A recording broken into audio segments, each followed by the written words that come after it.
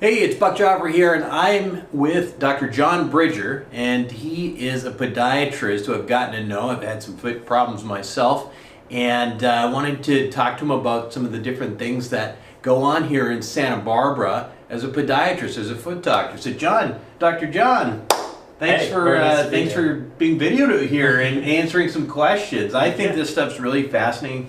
The first time we talked about what happened with me, what ended up happening is I was on the beach over at Miramar Beach, and I was just out there swimming, and all of a sudden, boom, I hit my big toe on my left foot, and it didn't feel like it hurt too much, and the water was really cold, right, because it was in December. But then I came out, and boom, it was all black. Right? So maybe we'll show this up on the screen right now. So this is a really common problem where essentially you have an injury or a cut underneath the nail and you're bleeding underneath the nail, and that blood doesn't have anywhere to go.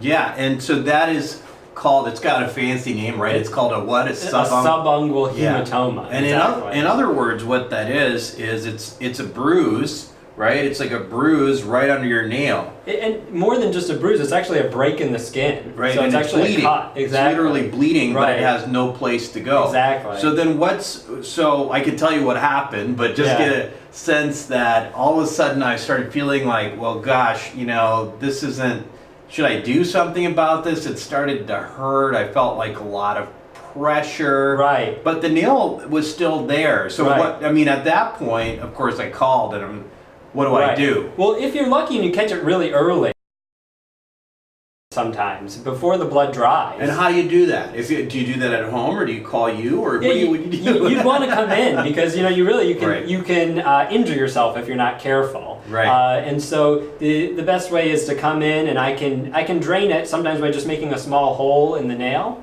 And that'll release the pressure. That sounds painful, right? Well, but how do you do that? Yeah, so luckily the nail itself isn't living, and so by making a little hole in the nail, you can do it without any discomfort, and it's actually usually some relief when that pressure comes out and it feels better. Yeah, well that's not what I did because I didn't want to come in, and I thought, well, maybe it'll just go away. Right. And the nail seemed. So what happened with mine is that it got black. It was it was continued to be painful over some time, and then of course the nail started to, after my daughter stepped on it a few times, started to jar loose. Right. I should point out, though, that I actually did try to poke some holes in there because you told me to do that. Yeah. But that's not easy to do. Yes, it's not. It takes a lot of nerve to drive something through your own toe. Right. So even though I got a tiny little hole with a needle, it just wasn't enough. So I probably should have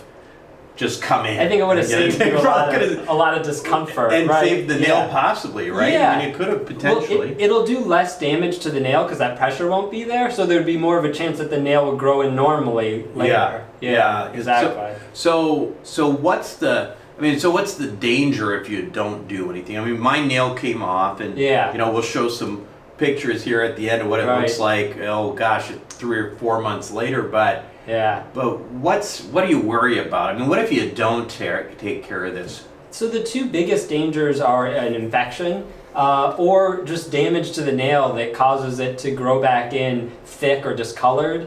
And oftentimes you can't, once that happens, there's nothing you can do about it.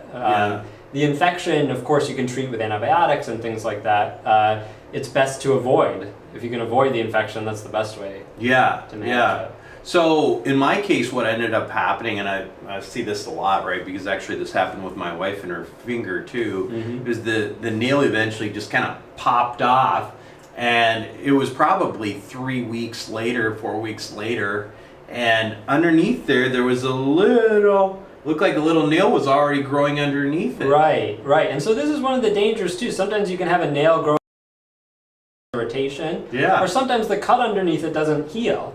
And so sometimes it's necessary to actually remove the nail plate, which is done under anesthesia, so it's comfortable. Remove the actual, like the original nail? Or the original damaged nail. And that allows me to inspect the nail bed, which and see, is there a cut, is there an infection, and if so, obviously Yeah. get it treated. Well, that's great. I bet you this happens a lot here. It does, Yeah. it's really common. Yeah, especially with all the surfers, and you've got people on boogie boards, swimming, etc., and especially in the fall when it's all rocky. Right, and sometimes people who have had it before think that they can manage it themselves, and Yeah. then all of a sudden Something new things get happens. carried away. Exactly. Well, that's really good information. So obviously, if you got this kind of problem, you're out there swimming, call Dr. John here and get your foot taken care of. How can they get a hold of you? So I have an office in Goleta and an office in Solvang, and they can reach me at santabarbarapodiatry.com, and I'd be happy to see you. Great, and obviously there will be some information at the bottom of the screen there, and check it out. I highly recommend Dr. John.